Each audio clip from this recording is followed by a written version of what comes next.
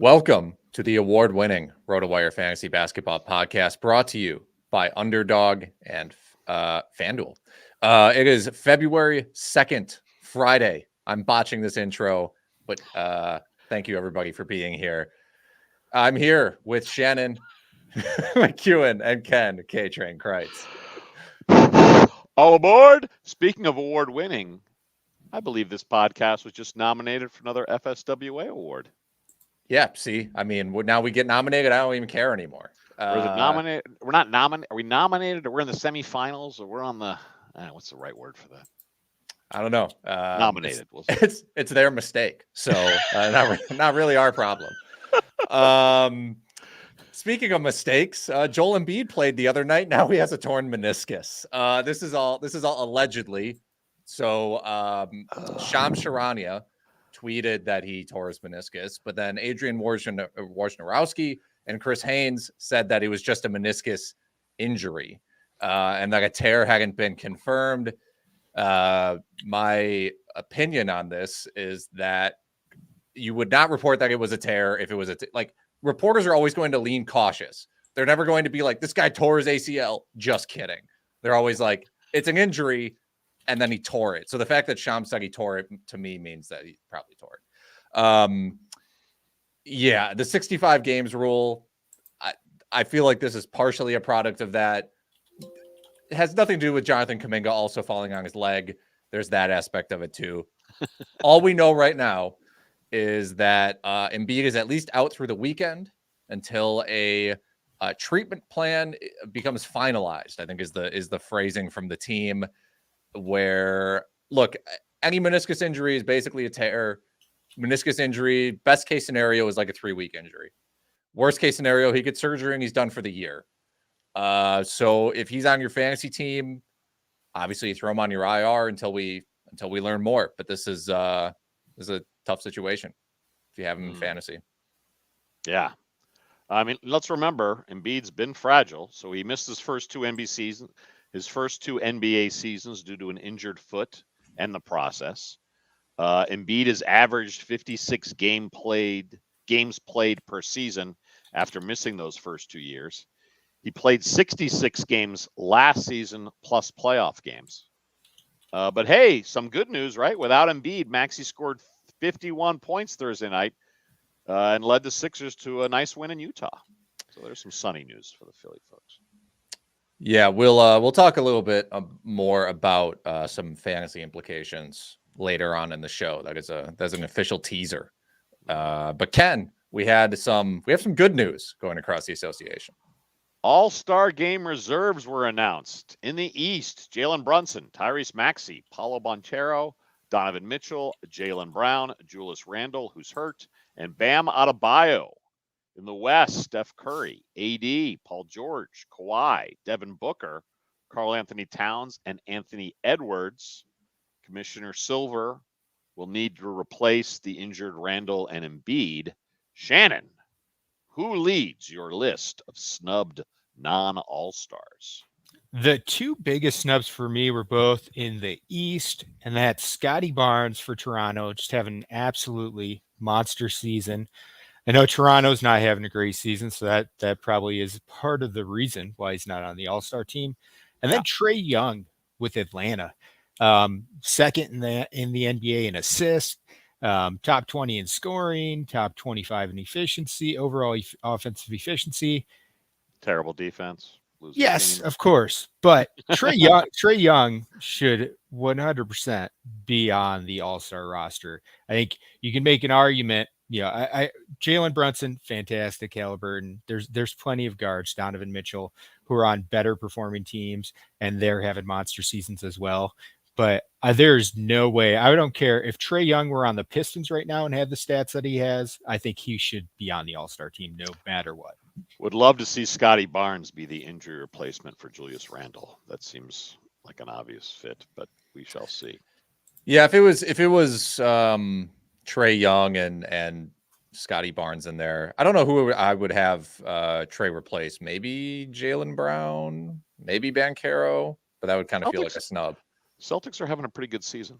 They are having a pretty good Yeah. season. Yes. I'll say this. I hope D White is not a replacement. I want him to rest. He slumped for most of January.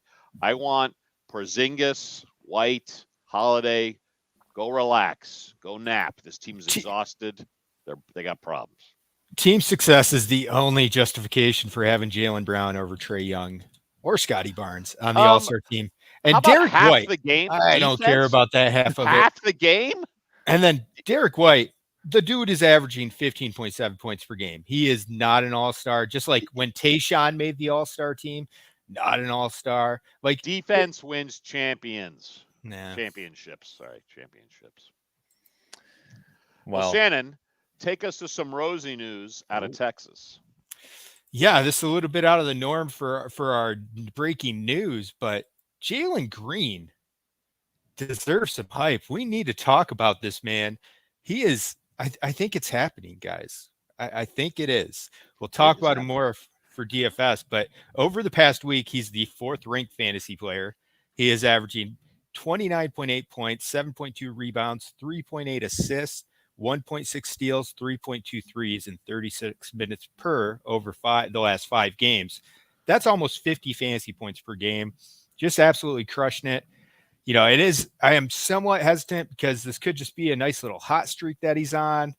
His field goal percentage, it has increased. You know, he's well above his 41.4% on the season, and he's shooting 51.5%.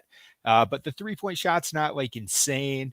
36% during this hot streak. I like he's been far more aggressive on offense. He's picking his spots and taking them. Rebounds coming from? The rebounds are unbelievable. 3 straight double-digit rebound games. Unbelievable. But I think it may be happening. We might see Jalen Green, you know, living up to some of that pedigree, and a lot of folks who thought he was the top prospect coming out of that draft class. Well, what happens next season when Steven Adams is the starting shooting guard for these Rockets? That's a joke. But last night, the Rockets did trade for Steven Adams, who's hurt all year. A bevy of second-round picks to the Grizzlies. Grizzlies wanted to clear some salary. And Adams looks like he'll be a backup to Sengun, right? Are they going to move Sengun to power forward? Adams be a backup. Veteran, bruiser. Just that tough veteran presence to have on the roster will be good for him. Yeah. Well, we'll close with bad news out of Boston. The LeBron-less, AD-less Lakers still shock the Celtics in Boston. Lakers win 114-105. So the Celtics, after starting 20-0 in TD Garden, have now lost 3 of their last 5 at home. It's really a bad basketball stretch for the Celtics. They are limping into the All-Star break. But kudos to the Lakers. They hit 53% of their threes.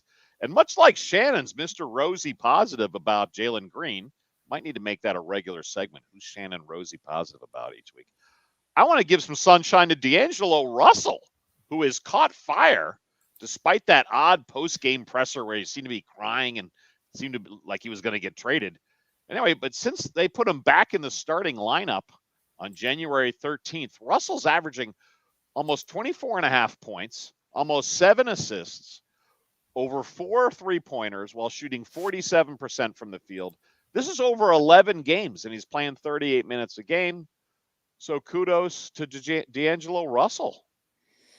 Yes, his past 2 games have been a little less efficient, but the 14 assists to 1 turnover against Boston is very nice. He's also going up against Derek White and Drew Holiday. Austin Reeves with a massive game, too. 32 points on 18 shots. He got some praise from Darvin Ham after the game, who said he just let him know he appreciated Austin Reeves. But it's time to talk about Underdog Fantasy. Underdog Fantasy, they're the #1 platform for NBA best ball and DFS player pick'em contests. If you haven't tried Underdog yet, new Underdog users receive a first-time deposit bonus up to $100 and a free 6-month subscription to RotoWire with promo code RWNBA. That's promo code RWNBA. Visit UnderdogFantasy.com or download the Underdog app today and use promo code RWNBA to claim your free RotoWire subscription and deposit bonus. That's code RWNBA. With that, let's shift to our fan feedback segment and answer some questions live from the YouTubes and the Twitters and the other social things out there. Gentlemen, let's start with show regular James Chan. James says, I have Jalen Smith, Mo Bamba, Jabari Walker, and Bilal Coulibaly. Which two will have a good second half? Need to drop to? Well, this Embiid injury you might want to wait on.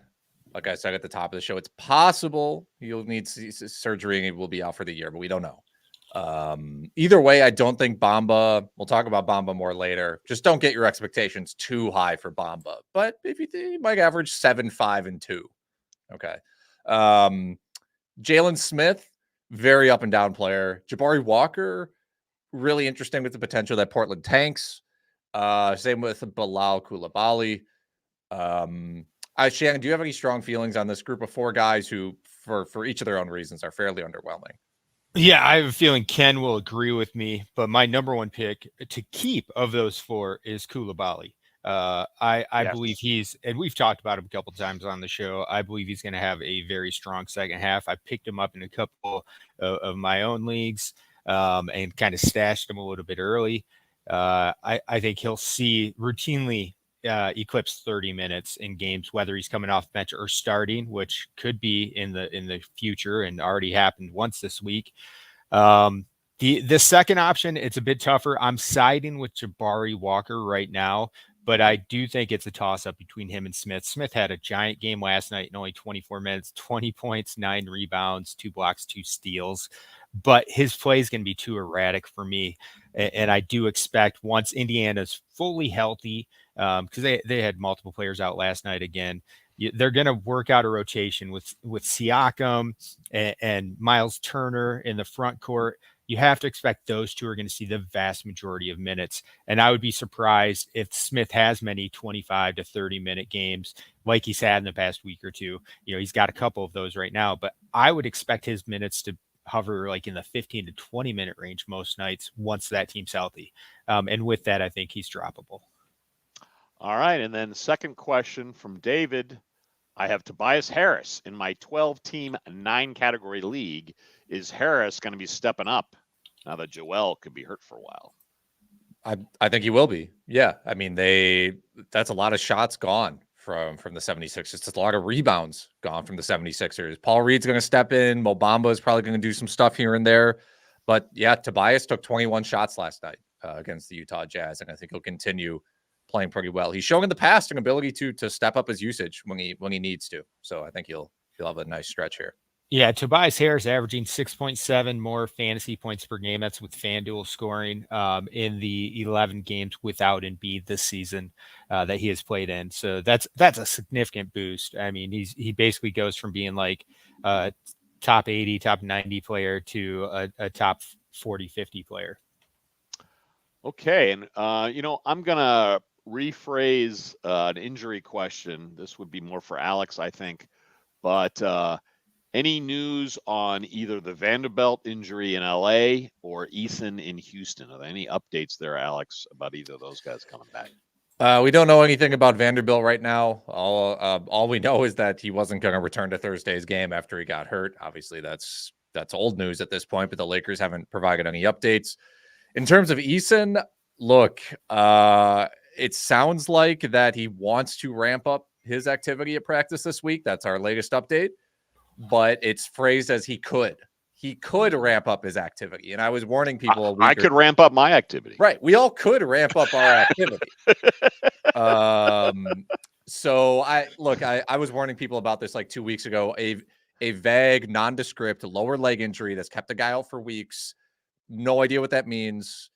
I wouldn't be surprised if he stayed on some sort of minutes limit. You also have Cam Whitmore playing well. I won't be shocked if he's out through the All-Star break. Let's just say that. Yeah, with Eason, really, the hope was he would start contact work this week, and that hasn't really happened. It could have happened, but there hasn't been a report on it yet. So, if that happens soon and it goes well, then he could return in short order. Or like Al said, it could be a couple weeks down the road still. All right, Alex, will take us to the money segment of the pod. The waiver wire. How this thing works, Ken, Shannon, and I will have 2 regular free agent pickups who are rostering in 50% or fewer of usually Yahoo leagues, and then 1 long shot, 25% or fewer of Yahoo leagues for those of you who are in 14, 16, maybe even 20 team leagues. In terms of the schedule next week, Utah, Portland, Minnesota, Denver only have 2 games. So when picking guys up, be careful about that. Or if you're making some drops, keep that in mind. My first suggestion is Paul Reed of the Philadelphia 76ers. Not a big surprise here. He's 34% roster. At least he was last night when I checked. Joel Embiid has a meniscus injury. My professional analyst opinion is that he tore the damn thing. Philly has 4 games next week, so even if he makes some sort of miraculous comeback or the injury was misreported, who even knows? Yeah. You never hear someone has a boo-boo on their meniscus. Right, yeah. He had a small cut on his meniscus. 1 Band-Aid will fix that thing up. Yeah, Philly has 4 games next week. So Paul Reed, definitely a strong ad. Last night in Utah, 7-10-4, 2 blocks, 1 steal. As a starter this year, 12-7-3, 55% shooting, 1.4 blocks, 1.2 steals. Let's not overcomplicate this thing. Just add him this weekend. Yeah. He's up to 43% rostered Okay. now. Yeah. So you want to move fast if you're going to scoop up Reed. Great hustle guy. I'm going to start with someone we've mentioned frequently the last 2 years, Santi Aldama of your Memphis Grizzlies, who's only 27% rostered. Look, no one is healthy on this Memphis Grizzlies roster. He does qualify as a center and forward on both Yahoo and ESPN. That flexibility can be really helpful. Aldama ranks 76 in the last 14 days in 9 category leagues. He's only 27% rostered as of about an hour ago, Friday morning. Last 4 games, almost 15 points, over 7 rebounds, 3.3 triples, 1 stock while shooting 48% from the field. He started in the last 6 appearances. Memphis does only have 3 games, though, but rest of the season, this Grizzlies depth chart, it's a mash unit. Bodies will be playing. I think we could be talking, at the end of the season about the massive twin towers of Santi Aldama and Vince Williams. I'm with you, Ken. Aldama, sometimes he's up and down. The minutes aren't always there. Sometimes his production's kind of weird. His usage fluctuates, I think, really depending on matchup. But at this point, with the way the Grizzlies got. Yeah. Right. He's all they got. And this Tillman injury is lingering. I don't think his knee ever got healthy. That just seems so weird, though. The in and he's out, and the in and the out. So anybody that can walk might be playing for these Memphis Grizzlies. I'm with you. Shannon, let's go to your first waiver wire pickup. This player has become an unexpected favorite of the Friday waiver wire segment. Aaron Nesmith, swingman for the Indiana Pacers. He was 54% rostered yesterday. That's up to 59% as of this morning.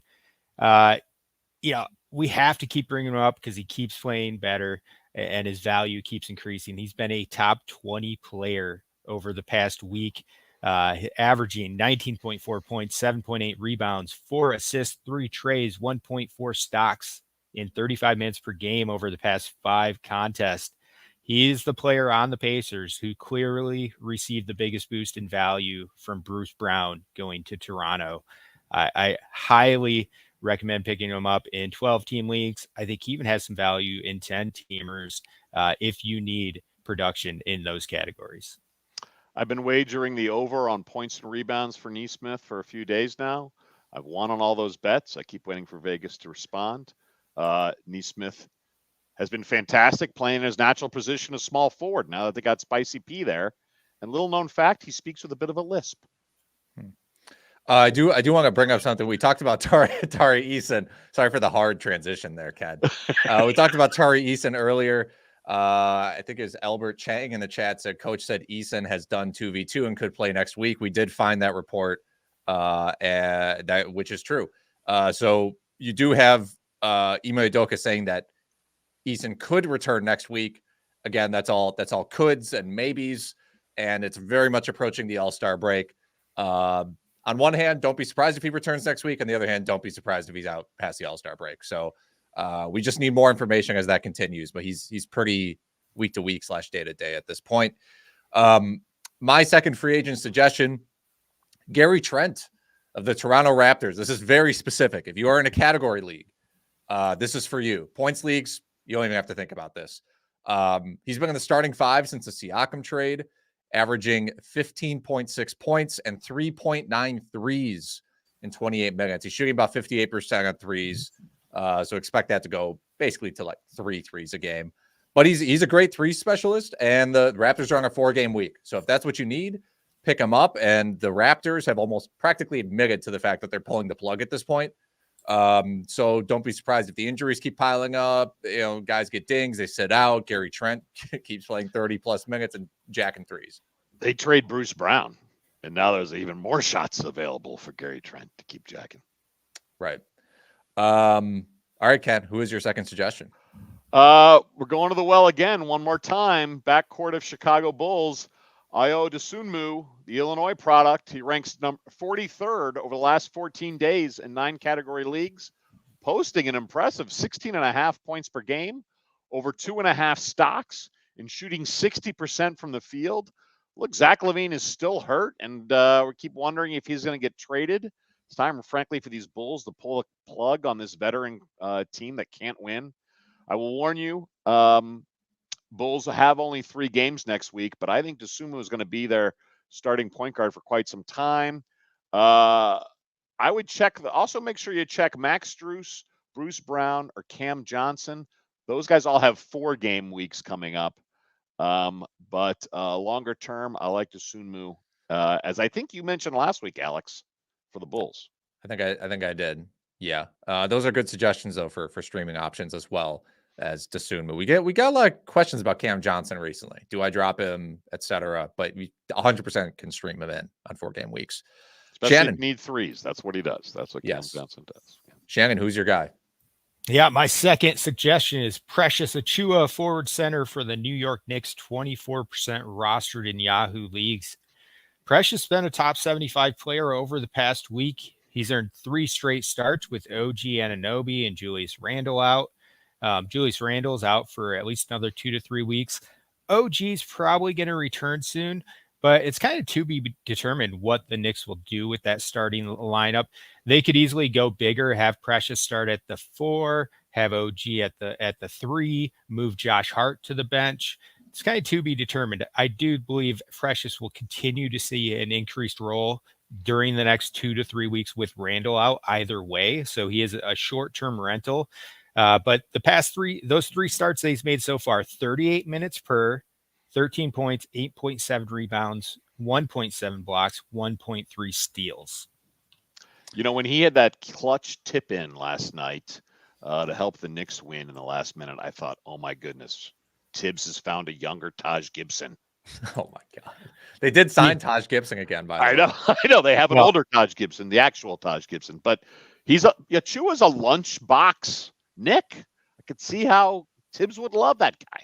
We'll see. He also had a very bad turnover down the stretch that looked like Tibbs wanted to rip his head off. Jalen Brunson calmed things down. Yeah, I agree with you, Shannon. I don't think Achiuwa is going to start when OG's back, but he was seeing like 25 minutes around, before OG went out. So, well, I mean, no Randall for a while, no Mitchell Robinson for the end of the season. They've been grinding Hartenstein to a nub. Like it'd be good to have another big. Unfortunately, I do have to recommend my long chat, which is Mo Bamba. Boo!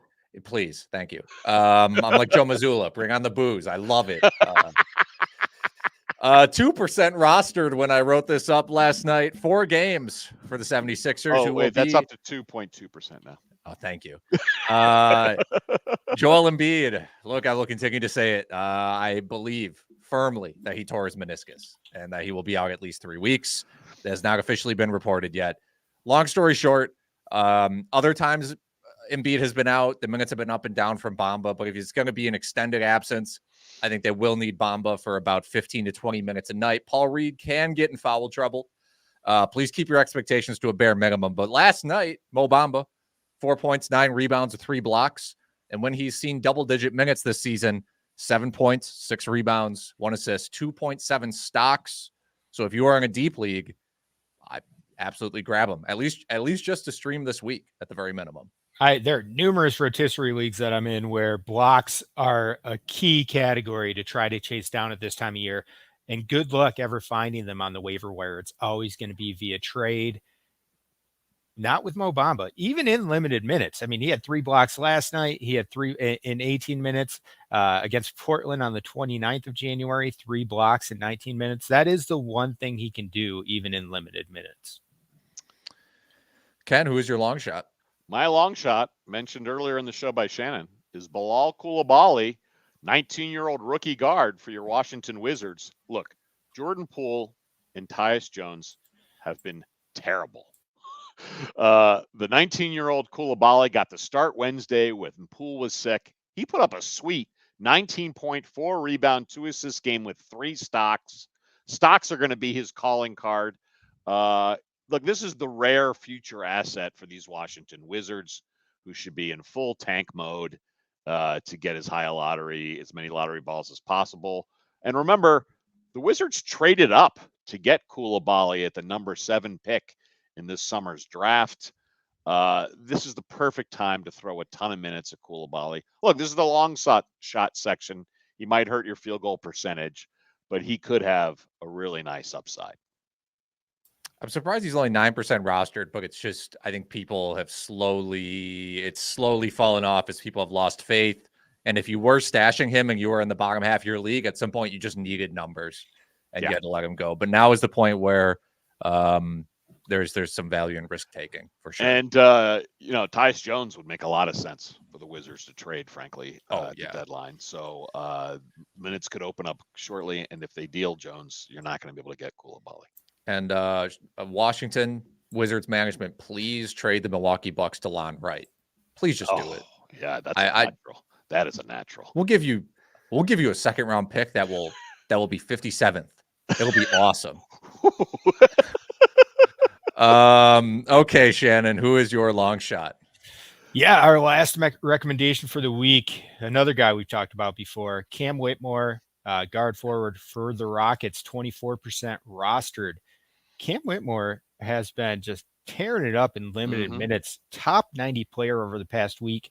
In only 20 minutes per game over the past 5 contests, he is averaging 18.4 points, 6 rebounds, and 2.8 three-pointers. I also believe he has considerable upside in the steals department. That really hasn't been the case over the past dozen or so games. He doesn't have that many. He's only averaging 0.6 steals on the season. But we've seen it in spurts where he'll have a few steals in a game, or in the summer league in particular, he was crushing it on the defensive side. He had a steal and a half in college, steal and a half a game in college. So I do think there's some upside in that category. I kind of view him as a Sadiq Bey type player with maybe higher upside once he does see 30 plus minutes per game. That sounds good. We can move on to a potential drop segment. One name I want to bring up, Harrison Barnes. If you picked him up, I hope you got 2, maybe 3 good games out of him, because it might be over. Now, I will say, past 2 games for him shooting the ball have been horrible, but the shot attempts are still up. Yeah. Okay. So if you're in a deep enough league, like if you're in a 16-team league and someone was like, he's done and dropped him, I actually don't hate just picking him up to see for like a game, especially if you have like a daily transactions league or something. But yeah, we've seen this from drops in general. Remember, you got 4 teams with only 2 games next week. So Utah, Portland, Minnesota, Denver. Walker in Portland, if you took a flyer on him, but you really need some immediate production, now might be the time to let him go. I'm trying to think fringe in Utah. Shannon, could I get an opinion on Jaden Ivey? Jaden Ivey, that's a tough one. I do expect the Pistons to make some kind of move before the deadline that could free up minutes for Jaden Ivey. Basically, the only way to free up minutes for Jaden Ivey is really for the Pistons front office to say, here are 8 players that you get to utilize for the remainder of the season, Monty. If you give Monty Williams any more than that, he will take minutes away from Jaden Ivey. It's just a fact. It's a truth. I don't think he's droppable yet. He is still seen. He played 35 and 29 minutes past 2 games. He's still in the starting lineup. It's just when you have Alec Burks coming off the bench, if he has a hot game, it's going to eat into Ivey's minutes on a given night. But Ivey's been pretty solid, even in the past 4 games where his production's dipped a little bit. 28 minutes per, 13 points, 3.5 boards, 3.3 assists, and 2 3-pointers per game. I think I would be surprised if he doesn't average 30 minutes per game for the remainder of the season. All right, well, that's the end of our waiver wire segment. Now let's talk about our good friends at FanDuel. Yes, FanDuel, who sponsors our Friday NBA DFS chat segment here on this show. They want us to talk about the NFL Super Bowl, baby. Hey, you can tackle millions in prizes for FanDuel fantasy contests. If you're new to fantasy, the Super Bowl is a great time to get in on the action because right now, new customers get a 100% deposit match of up to $100. Playing fantasy for huge cash prizes on FanDuel is fun and exciting. Just draft your lineup and watch your team move up the leaderboard. I'm kind of high on George Kittle this Super Bowl. Shannon, who are you sticking in your DFS lineups for the Super Bowl? One thing I do not recommend is going with Brock Purdy as your MVP choice if you're playing in the 2.2 million NFL Big Game Bowl, 1 million to first place on FanDuel. Brock Purdy is a fraud. We all saw it in the past 2 games against the past 2 rounds of playoffs. He is not good, and KC's defense is underrated. They've been the best piece of that KC team all season. Best defense Patrick Mahomes has ever had. They're going to pressure Purdy enough for him to make some of his silly throws, and he's not going to get lucky and have it bounce off a defender's head and have his receiver catch it at the 2-yard line against the Chiefs. So do not go with Purdy at the MVP. I'm going with a KC stack in that contest, and I'm excited to watch them prove Purdy is a fraud. Okay, well, with that, let's go to the FanDuel Friday DFS segment. Gentlemen, who are your picks for tonight's DFS action? There's a 10-game slate today. Highest over-unders, Sacramento and Indiana, not a big surprise, 248.5. Phoenix and Atlanta, another game that we are not surprised about the over-under being 248.5 also. Shannon, where are you turning first on this slate? Oof. There are numerous options that are appealing, but it is really hard for me to get away from that Indiana Sacramento game. I like both sides of it. I have some exposure to De'Aaron Fox on the Sacramento side, Keegan Murray as well. And then Nesmith, who we talked about earlier, still pretty affordable on both DFS sites, and he is performing really well. So it's going to be hard for me to not try to work more players from that contest into my lineup. Another game that actually has a lower over-under that I like is the Charlotte OKC game. There's just good value on both sides of that. Charlotte, LaMelo Ball, probably unlikely to play. Williams still out. Hayward's still out. So Charlotte's going to be looking for guys like Brandon Miller, Miles Bridges, step up, shoulder, bigger load, PJ Washington off the bench. And then on the OKC side, seeing what they do with Jalen Williams out, it'd be interesting. Kenrick Williams started the most recent game, but then I don't believe he lasted the entire game. I think he actually came off the bench in the second half.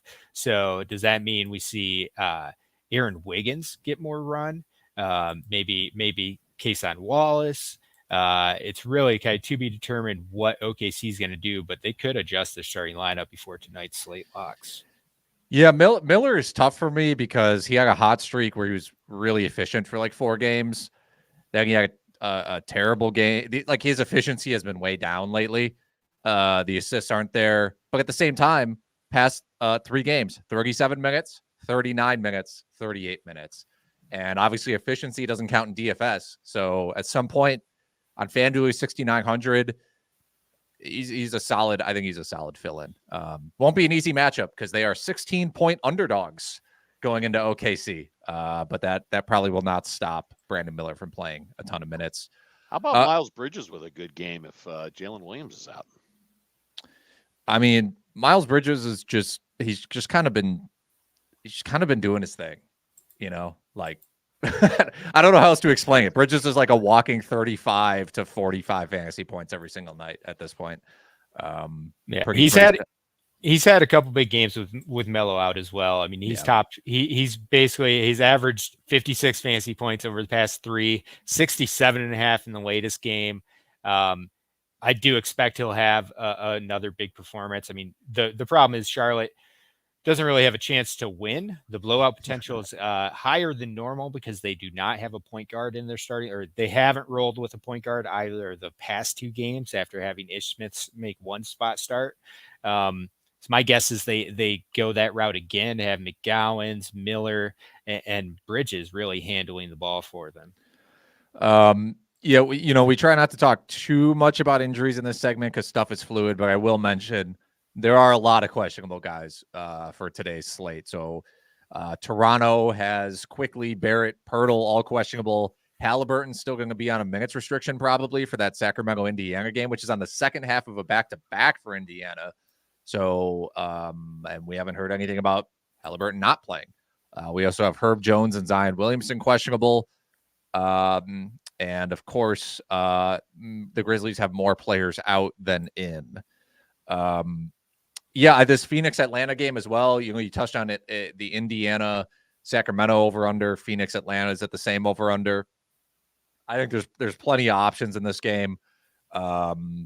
It's again, I think the teams will be flying up and down the court. Like Durant, his shot attempts have been a lot lower lately. Booker has kind of taken over for the Suns. The past, 5 games for Durant, he's averaging only 13.6 shot attempts. Still scoring 20 points a game, 7 boards, 7 assists, but it really feels like Booker is now the lead guy for the Suns. Anything else you're targeting, Shannon? Yeah, I mentioned him at the top of the show. Jalen Green has been on an absolute tear. I think he is still underpriced, giving his current hot streak 7,600 on FanDuel and 70 or 68 on DraftKings. Obviously, I like the 6,800 a lot more. Good luck finding a player who's averaged 50 fantasy points over the past 5 games, under 7,000 on either site. But that's the case with Jalen Green right now. Couple of discounts, Coulibaly, who we mentioned earlier, or especially if Jordan Poole misses another game. Gallinari for the Pistons. You've got Isaiah Stewart's out. Muscala, who started, who earned the spot start for Beef Stew on Wednesday night, is out as well, which means Gallinari is most likely getting the spot start tonight. We'll see if Monty changes anything up. Gallinari started the second half in place of Muscala on Wednesday. I would really love to see Asar Thompson get that start, but it's probably going to be Gallinari. And Gallinari is super affordable, 3,300 on DraftKings. Not very high on his ability to go out there and post a massive fantasy performance, but in 23 minutes, he had 30 fantasy points against Cleveland on January 31st. So it's possible. And at that price, it's hard to really, it's hard not to plug him into your lineup. Here comes the rooster. I'm contractually obligated to say that. Here comes the rooster. It is unbelievable that we even have to talk about this. I want one more guy, Memphis too, Aldama, who Ken mentioned, and then Scottie Pippen Jr. earned a start at point guard. He's got a couple decent games in a row. His price salary has gone up on both sites, but he'll be an option if he's getting another spot start tonight. Is he still marrying Jordan's ex-wife, or what was that's Jordan's kid and Pippen's ex-wife? Yes. That thing? Okay. Yeah. Sorry for that tangent. I will say, back to your Jalen Green pick, most of the Raptors are like a game time decision for tonight too. So Green could really be facing a hobbled Raptors squad. And Houston is much better at home. So that's something to keep in mind as well. Shannon, any parting thoughts before we wrap this up? Just fade Brock Purdy. Fade Brock Purdy, everybody.